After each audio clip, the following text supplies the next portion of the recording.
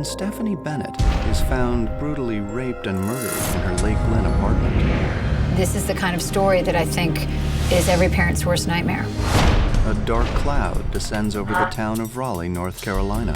It will take 3.5 years to break. That kind of thing doesn't happen here in our nice little town. And the local police find themselves amid a whirlwind, the likes of which only the biggest cities have seen. This person of interest crap, I'm interested in everybody until they're eliminated as a suspect. How well do you know your neighbors? What lies behind the white picket fences?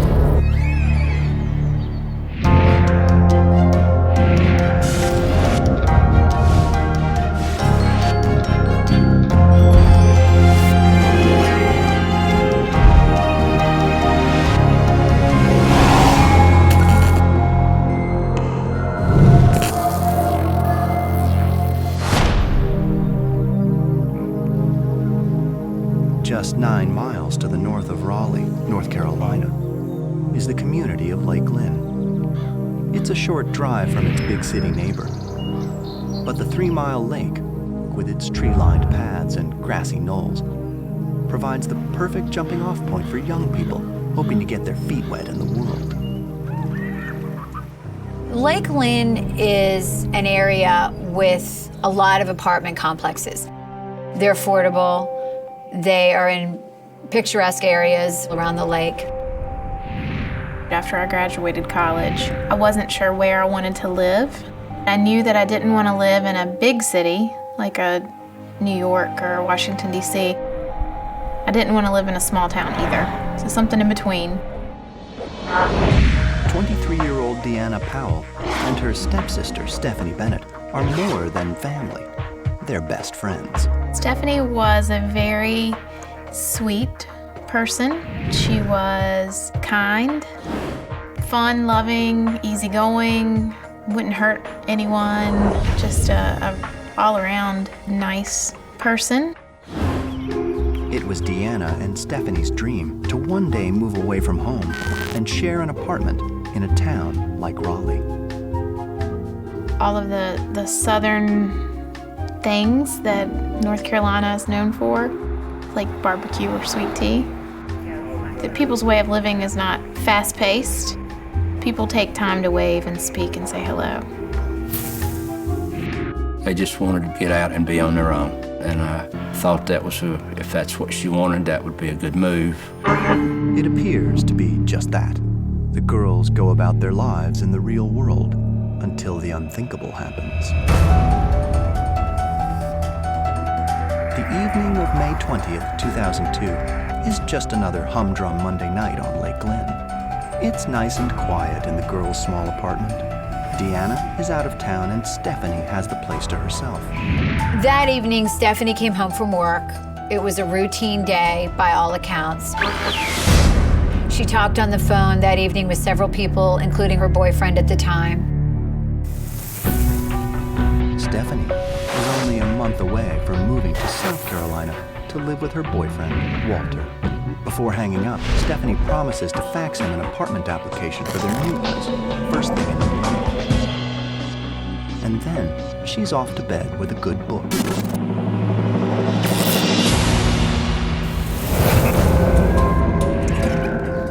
The next morning at 11 a.m., Walter realizes Stephanie hasn't faxed him the application. People started trying to reach Stephanie that morning. Her boyfriend called, he emailed. I had tried to call Stephanie 2 or 3 times that day. Can you call me back? But I didn't get her, and I just figured she was in a meeting or busy. And then her work had called and said she had not showed up for work that day.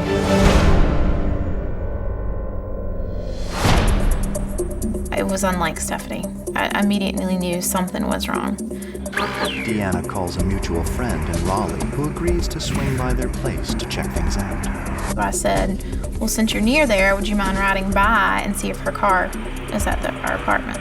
So he did that, and her car was there. But at that point, I said, well, I'm gonna call my apartment management and have them go into the apartment and check on her. When I called them and asked them, they said that that was no problem. They would give me a call back in about 20 minutes. Miss Bennett.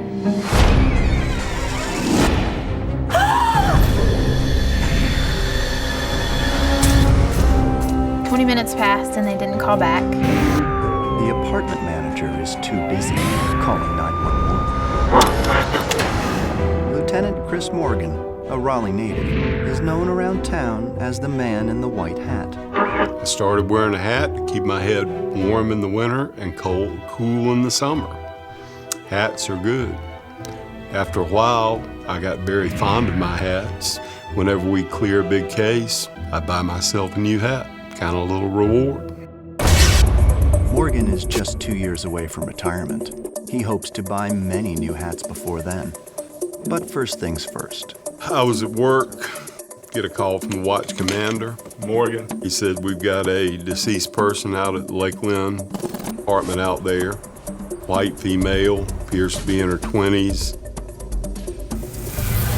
It's not a lot of information to go on, but it's Lieutenant Morgan's job to find out more. I walked down the hall, through the living room, down the short hallway, and as I looked over to my right, I saw the body of a young white female laying on her back on the floor. I started immediately taking stock of what I saw. And in this particular case, there were a lot of things that were very, very disturbing. The victim is lying on her back with some pronounced ligature marks around her neck, wrists, and ankles. Was this a suicide? No, obviously. The restraint marks were totally inconsistent with suicide. Is there any other explanation? Could this be some kind of bizarre natural or accidental death? Certainly not. And from that point, you immediately come to the conclusion we're dealing with a homicide here. In addition to being strangled to death, there's evidence that Stephanie was sexually assaulted. Evidence in the form of seminal fluid. The killer provided and removed whatever he used to bind and strangle Stephanie. I'd never had a ligature strangulation case where the ligature had been removed and was no longer present at the scene. We were dealing with a careful, organized offender, someone who had brought what he needed to commit the crime to the scene and had also taken it away with him after the crime had been committed. Morgan knows that this one is going to take some time. I kind of knew that she was dead. I never would have suspected that someone did that to her, but I kind of knew. We were wrecked for a while. During that time is when kind of the strength started showing because there was so much outpouring of love and friendship. Lieutenant Morgan makes a promise to Stephanie's family. He's going to find the killer before he retires. Every homicide investigation should start at the inside and work out.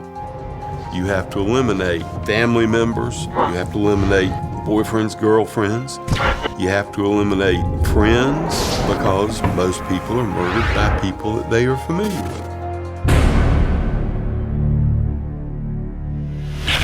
But Morgan suspects that this murder was not committed by someone who knew Stephanie at all. This was not a crime of passion at all. This ain't a case where the boyfriend did this.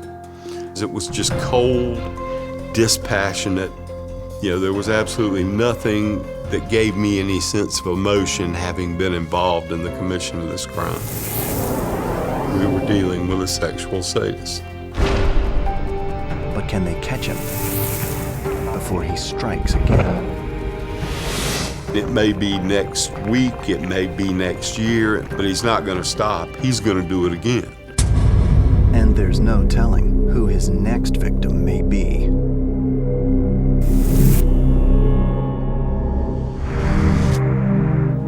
WRAL reporter Amanda Lamb covers the crime beat in Raleigh, North Carolina. so she's used to the sleazy side of things. But when 23-year-old Stephanie Bennett is found murdered in her apartment, Amanda just can't make sense of it. She was the girl next door. She wasn't a person that tried to call attention to herself. She did nothing to put herself in harm's way. And this is the kind of story that I think is every parent's worst nightmare. But no one gets away with murder on Amanda Lamb's beat. We'll keep you updated throughout the day as the story develops. Amanda Lamb, WRAL News, Raleigh. Luckily, Lieutenant Chris Morgan's on the case. His theory about the murder being committed by a stranger is just that, a theory. But investigations aren't solved on theory alone. Everybody's always a suspect. This person of interest crap. I don't have persons of interest. I'm interested in everybody until they're eliminated as a suspect. The case is short on DNA and long on suspects. Everybody that Stephanie knew was a suspect, in a way, because we had to eliminate. All of Stephanie's family and friends are cleared. Several suspects down, several hundred to go. A quick check through CODIS, the combined DNA index, might do the trick. I didn't think that the offender's profile would have been in the national database. I don't know why I didn't think so. I had a gut feeling that this case was not going to be solved that easily. Morgan's gut is right. The murder wasn't perpetrated by a known offender. Morgan, meet square one. Square one, meet Morgan. Fear goes through your head. Fear because I don't want another father to be in the same position that Carmon Bennett's in. Fear that we're not going to catch this guy because we have every reason to believe that this type of offender is going to commit this crime in all likelihood multiple times. The clock is ticking.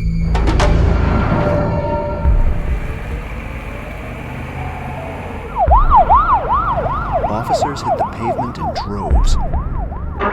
Then, after 1 week on the case, a break. We had a witness who came forward, said, I've seen a suspicious person there around Stephanie's apartment on a couple of occasions. I can help you create a composite sketch of that individual. We got this sketch very early on in the case. We put it right out there because we wanted the public to be able to respond to it, to call the police with leads. It was a young man, clean cut, did not look like what most of us would think of as a sexual predator or a killer. The sketch generates hundreds of leads, but nothing substantial.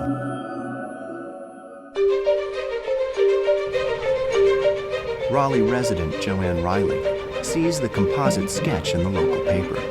She didn't exactly know Stephanie, but the murder changed her life forever. It was Stephanie's death that caused me to just stop getting newspapers altogether. I just could not handle that type of news. Joanne thinks there's nothing she can do to help the police solve this case, so she does the only thing she knows how. I got on my knees and prayed that the person who did this would be found and be held accountable. And certainly somebody, somewhere, a teacher or counselor or something, had to know that he just wasn't normal.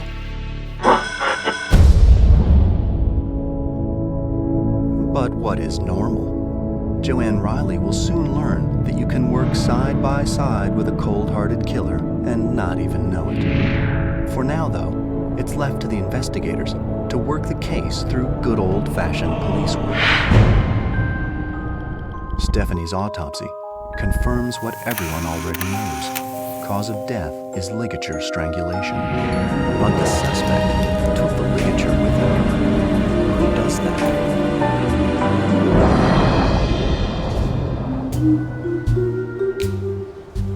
Dr. Michael Teague is a dyed-in-the-wool history buff. He can trace his North Carolina lineage back to the mid-1700s. But his real passion is his work, forensic psychology. I think the kind of killer that I was looking for in Stephanie's case was somebody who was very mission-oriented, who was very focused, knew how to have a plan. He waited until there was only one lady at the apartment that night. I didn't see him in there just losing control and being very emotional. He knew exactly what he wanted, and he accomplished it. With a profile and composite in place, investigators just have to catch him. It won't be easy.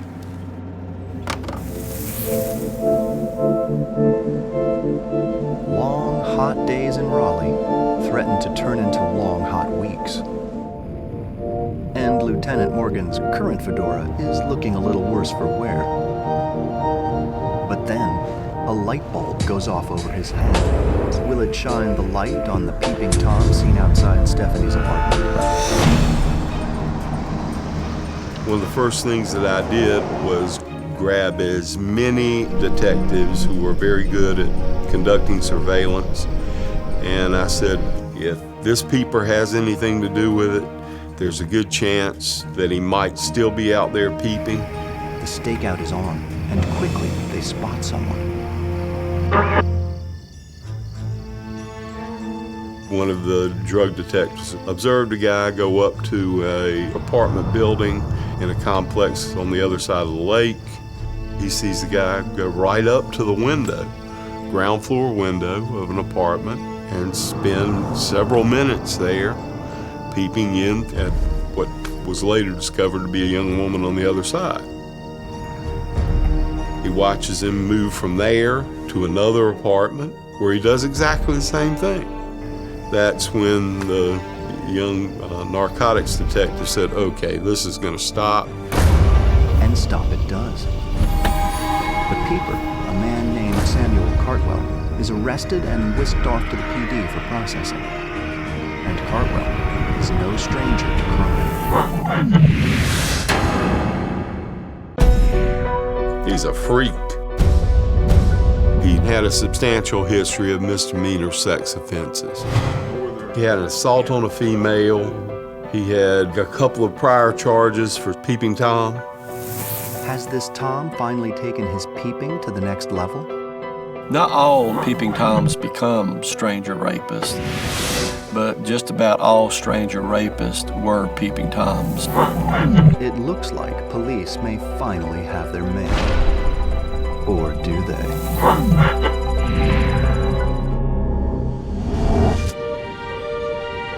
Raleigh, North Carolina, has been on its fair share of top 10 lists. The top 10 best places to live, top 10 best quality of life. So that's what makes the slaying of Stephanie Bennett so darn hard to accept. I think the town of Raleigh was very stunned that a murder like this could happen. That kind of thing doesn't happen here in our nice little town. The police, of course, are doing what they do, running down leads. They were clearly following anybody that might be a peeping Tom, and in this case, they arrested the guy who was doing an obscene act in public as he was peeping, and they realized that this could be the guy.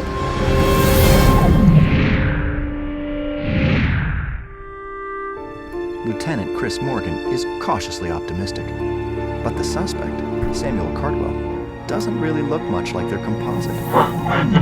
We had a good charge on this particular offender. We could keep him in jail, take his DNA sample that we had obtained at the time of his arrest, have it compared to the suspect sample in the Bennett case, and, turned out it didn't match.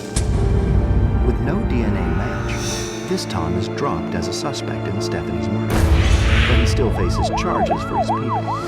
It's a big blow for the investigation. Over the next 2 years, hundreds of suspects are questioned and eliminated.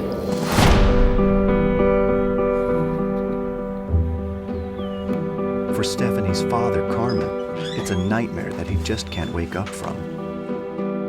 I had gotten to the point that I didn't think we would ever get an answer to Stephanie's death. And we were getting very frustrated with that. We offered a $100,000 reward, and we set up websites about Stephanie. We did everything we could to cooperate with the police and enhance their investigation, but to no avail. Lieutenant Chris Morgan's retirement looms above him like a dark cloud, and with it, any hope of solving Stephanie's murder. And there is no shortage of crack detectives to pass this one off to. But whom? When it came to Stephanie Bennett, that was one of the more difficult decisions that I ever had to make. You've got a detective over here who's, real sharp, looks good in a suit, knows his numbers. You got a detective over here, very good in interview and interrogation. And then you look over at Ken Copeland. I call him a garbage man. He's a detective who goes through every piece of evidence, every lead, everything that's been discarded. And sooner or later, if it's there, he'll find it. They call me the garbage man because I am thorough at crime scenes, that I do not leave any evidence out, and I examine everything. It's with that determination, Copeland dumpster dives right into Stephanie Bennett's case files. We actually located a timeline. It listed everybody that they had interviewed during the initial investigation. We located 3 or 4 people that had mentioned that they had seen a suspicious person either walking around the lake or loitering around Stephanie Bennett's apartment complex. All right, that'll be good. Thank you. But the peeping Tom was arrested and officially dropped as a suspect. Could there actually be 2 peeping Toms lurking around Lake Lynn? Copeland thinks so. One person came forward and said that he remembered the time that he had seen the suspicious man. He stated that he had walked out of his apartment late one night, and when he walked past Stephanie Bennett's apartment building, he noticed what he thought was the light on the end of a cigarette. When he took note of that, he saw a person stand up and slide down the apartment building very slowly. Hey, you! The voyeur didn't miss a beat. He walked calmly toward the tree line and disappeared down the path to a neighboring apartment building. And that's not all. This witness said that he saw what he think may have been the same man about 2 weeks later, walking a large brown and black dog. Copeland and his partner waste no time tracking the man with the dog. We went to the neighboring apartment complex, and we sat down in the office, and we began talking to the people that worked at the apartment complex. And just in general conversation, I asked him, hey, who's the guy with the brown and black Rottweiler that used to live here? And it was like a record scratched. There was silence. Everybody kind of looked at each other. And it was a little bit of an awkward moment. But one person came out of the back, and her exact line to me was, his name is Drew Plant, and he is a strange bird.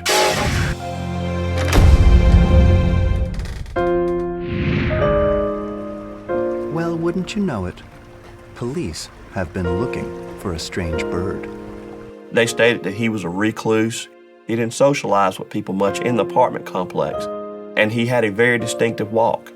Normally he walked with his hands in his pocket. He usually had his head down. He would not make eye contact. Copeland and his partner go to Planton's work to interview him.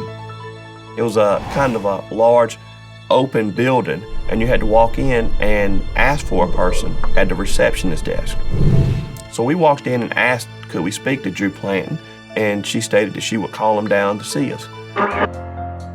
My partner and I saw Drew Planton start walking down these steps. And we both said to ourselves, will you look at that? When he walked down the steps, he walked with his head down. He had his hands in his pocket. He did not make eye contact with the person in front of him. A lightning bolt goes off in Copeland's mind. We may not have found the person that killed Stephanie Bennett, but I believe we just found our peeping Tom.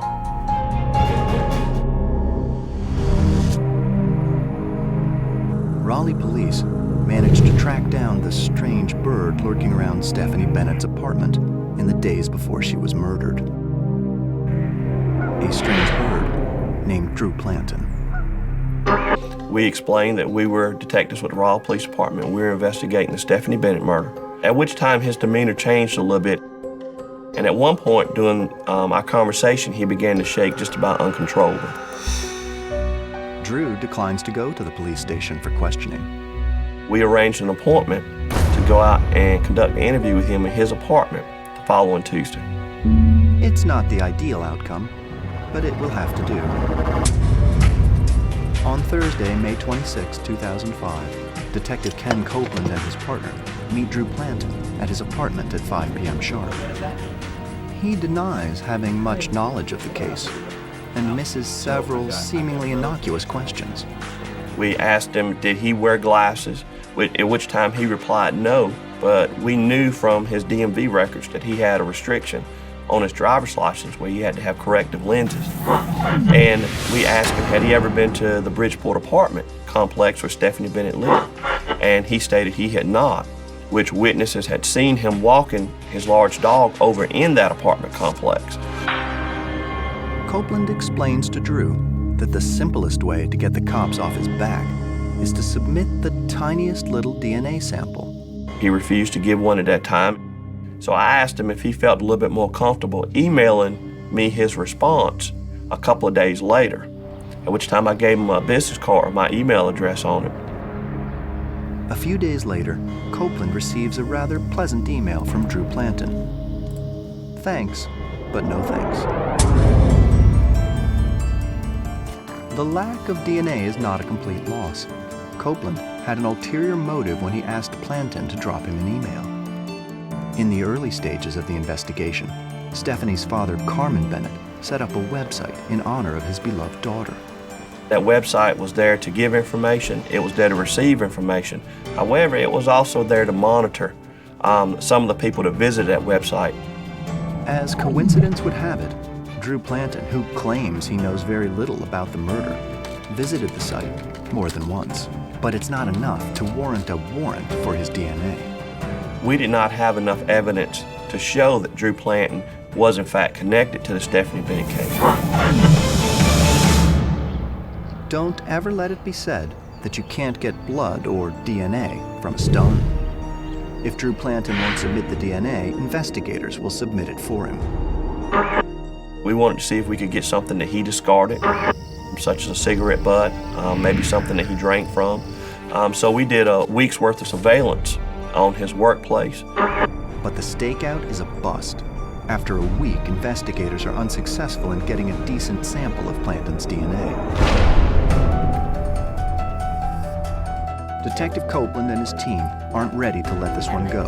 They switch gears and try a new tag. So my partner and I felt at that point the only way we may be able to get some more information about him is to speak to people at his workplace. As it happens, Drew Planton has a very helpful supervisor. She's a kindly woman who believes in the best in people and wouldn't be caught dead associating with a suspected killer. Her name is Joanne Reilly. Drew was kind of an odd duck. He was very, very, very shy. And the general consensus at work was that he needed help with socializing. And so several people took an interest in helping him out. Is Drew Planton an antisocial misfit? Yes. Is he a sexual sadist/murderer? Surely not.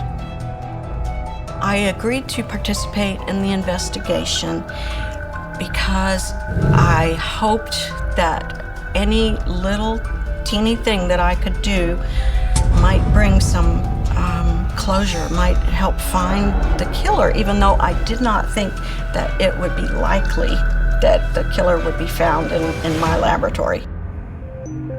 Joanne Reilly, your first assignment, if you choose to accept it, is to get a copy of Planton's time cards from May of 2002. We wanted to know if he had left work early the day before and could have possibly been waiting for her in her apartment when she got home. Joanne completes the mission and hands the timesheet over to Copeland's team. We discovered that he left work 30 minutes early the day before her body was found, and he was late the morning coming to work that her body was discovered. And it was a little unusual because he was a very punctual and on-time employee, so that was out of character for Drew. I realized that, oh my goodness, maybe he did this. That was the first time that I had a really significant question in my head about it. Next, Copeland asks Joanne to monitor Drew's workspace and let him know if he discards anything that could have his DNA on it. A water bottle, utensils, loose hairs. Over the next few weeks, Joanne monitors Planton's workstation every night, and every night, it's the same story. We never found a hair, and we thought, that is so odd, because he has this long hair. Why are we not finding hair?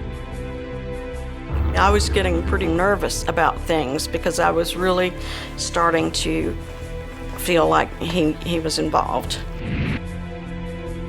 Surely, Planton will drop his guard in a more casual setting. On September 15th, 2005, Joanne holds a mandatory employee luncheon at a local restaurant. The detectives had set it up that some undercover detectives would be sitting nearby and would pick up whatever kind of DNA that Drew would leave at the table. Silverware or his glass or napkin, anything that he might touch his lips onto. Piece of cake, right? I received a phone call from one of those detectives that said, "You're not going to believe this, but Drew Planton is only eating finger food. He has taken his straw out of his cup one time, put it in his cargo pocket, went to the bathroom. He has came back with the straw and placed it back in his cup. And he has not used any utensils to eat since he has been here." Will the Raleigh PD ever get Planton's DNA? We did not understand why Drew Planton had such odd behavior concerning this case if he was not involved. But years of detective work have taught Copeland to be a patient man. It's only a matter of time before Planton slips up.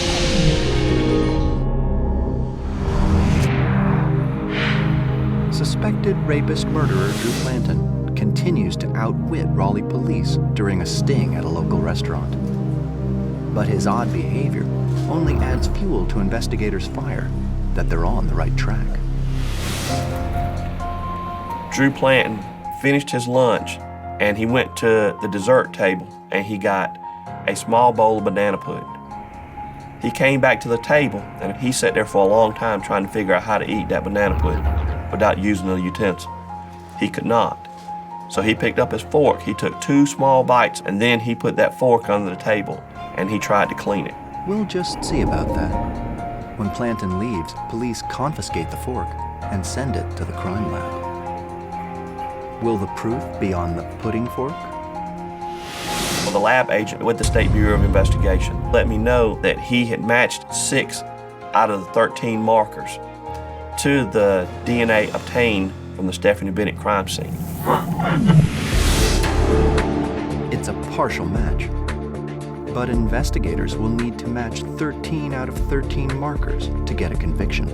So we spoke with the personnel at his workplace, and we were all in agreement that he used some things at his workplace that he would naturally discard, that he did not have an expectation of privacy, and one of those was latex gloves.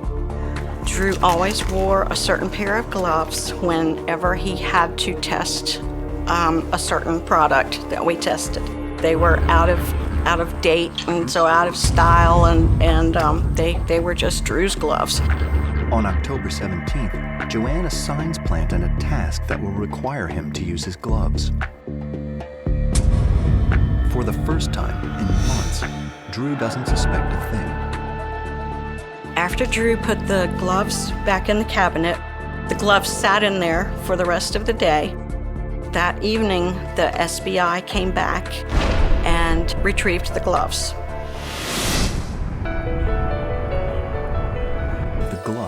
are sent to the crime lab for DNA testing. The next few days was nerve-wracking. If the DNA did not match in this case, I would have been blown away. 2 days later, Copeland gets the call. And 3 simple words make everything worthwhile. It's a match. There are few moments in a homicide detective's career that they will ever get a chance to have the feeling that I felt that day. On October 19th, 2005, 3.5 years after Stephanie Bennett is found dead in her Raleigh apartment, Drew Planton is arrested for her murder. I never, ever would, in my wildest dreams, would have thought that Drew was a brutal murderer. I would describe Raleigh as a growing city with a small town southern feel. Most of the murders we have are domestics, or they are murders where people know each other. And to have a stranger murder was very unusual. The suburban nightmare might feel like it's over, but it's a nightmare from which Stephanie Bennett's family will never be free.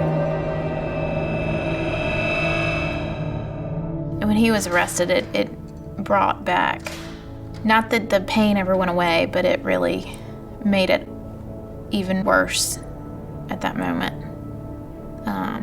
So it was hard. And you could finally put a picture with the person that did that to her, and that was a hard picture to face. One of the concerns that we had the whole time was that it would happen again to another young lady. And we did everything we could to try to stop that. And I was very proud and happy at the time that they made that arrest. But the case is far from being closed. He was catatonic. He never spoke. He would not respond. And no time after he was arrested did he speak or have any involvement with anybody. Forensic psychologist Dr. Michael Teague knows a suicide risk when he sees one. He was sort of sitting in the interview room, just sort of slumped over, not interested in answering the questions, not trying to make excuses. Planton is put on 24-hour suicide watch. Meanwhile, a small arsenal is found in Planton's apartment. We found a large amount of knives, a large amount of weapons, large amount of pistols. I was very surprised. And one final piece of physical evidence linking Planton to Stephanie's murder. There was 3 laundry baskets sitting in the living room, and one of those laundry baskets was missing from Stephanie Bennett's apartment. Stephanie Bennett, it seems, might not have been Planton's only target. We located a lot of information on numerous women that Drew Planton had either had contact with or observed or watched in the past. We had to go back and contact every single one of those people to make sure they were still living. And just when Copeland thinks things can't possibly get any worse, we discovered some mail that had the name Rebecca Hoosman on it. She had an old address located in Michigan, where Drew Planton had resided at one time. We contacted the police department in Michigan and actually discovered from investigators there that she had been the victim of an unsolved murder. Rebecca Hoosman was shot in the face outside her Lansing home in 1999. And a bullet casing recovered at the scene matches a gun found in Drew Planton's apartment. Drew Planton has killed the fool. I think in the Rebecca case, I think it was an aborted act in that he meant to kidnap her and rape and otherwise molest her, but she didn't cooperate, so he aborted the assault, shot and killed her, and make sure she couldn't identify him. Raleigh PD finally has Drew Planton right where they want him, locked up where he'll never harm another living soul. But the once shy and awkward recluse has one last trick up his sleeve. He somehow talks his way out of suicide watch and hangs himself with a bedsheet in his central prison cell.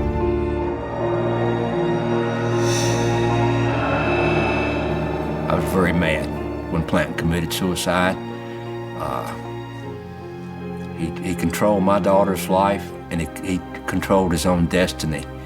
And there were questions that I wanted answers to, never got them. There are a lot of potential victims out there that maybe we know anything about. And we were hoping that the one person that could give us a definitive answer to all of that was Drew Planton. And now we know he'll never be able to. And as for what really happened that night to Stephanie Bennett, Drew took that to his grave. But investigators believe they can surmise how the crime played out. I believe that Drew Planton went home early that day from work. He entered Stephanie Bennett's apartment before she came home. He was lying in wait in the closet. I think she came home. I think he watched her, possibly through a small gap in that closet door while she carried out her normal activities during the day. And I think when Stephanie Bennett went to bed that night, he attacked her.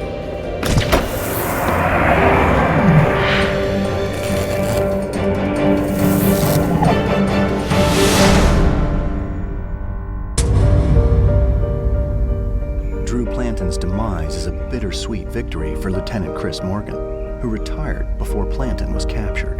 Justice is served. The offender's dead. The offender can no longer harm anyone else. The Raleigh Police Department got truth, as much truth as was possible, and justice for Stephanie Bennett. They found the offender. They charged him. If he hadn't killed himself, we would have convicted him, and in all likelihood, he'd be sitting for however long on death row. The streets of Raleigh are safe once again. Joanne Reilly is back to reading the news online and often recalls her days as an amateur detective. I never imagined that I would be the one to help bring him down. I feel a bond with Stephanie, that I helped her family out. Deanna Powell is fulfilling her new dream of raising a family. Stephanie and I shared a lot together, but we didn't get to share our biggest life events together, which would have been getting married, having a family, and that's what makes me the most upset. And maybe, just maybe, Lieutenant Chris Morgan can buy his last hat.